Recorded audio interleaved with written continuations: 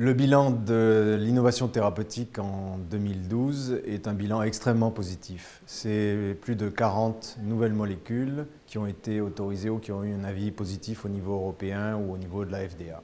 Cela confirme une tendance déjà depuis 2 ans. Nous sommes à peu près à 40 molécules.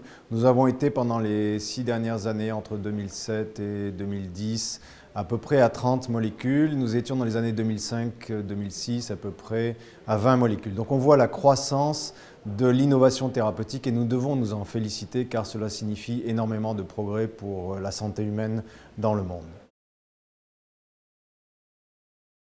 La signification de cette innovation thérapeutique vient de l'évolution des concepts de recherche et on voit là que l'on arrive à maturité sur le concept de médecine translationnelle, sur le concept de médecine stratifiée et demain probablement, nous n'y sommes pas encore, mais demain le concept de médecine individualisée. Donc nous sommes partis des années 80 avec des grandes cohortes de recherche sur des milliers et des millions de patients et on commence à rentrer sur des plus petites cohortes, des maladies plus spécifiques que nous avons mieux comprises au travers des progrès de la génomique dans la fin des années 80.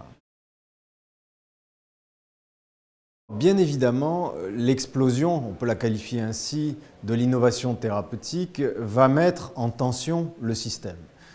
Il est évident qu'on rentre dans des plus petites populations et que l'on va vite buter sur la discussion, qui est une discussion de société, sur le prix de l'innovation thérapeutique pour un certain nombre de populations restreintes. Et avec cet enjeu de donner une satisfaction d'innovation à une petite population par rapport à un besoin de santé d'une grande population. Donc nous devons absolument, en tant que société, trouver un équilibre et c'est ce sur quoi le LEM s'est engagé à travailler, bien entendu, pour l'avenir.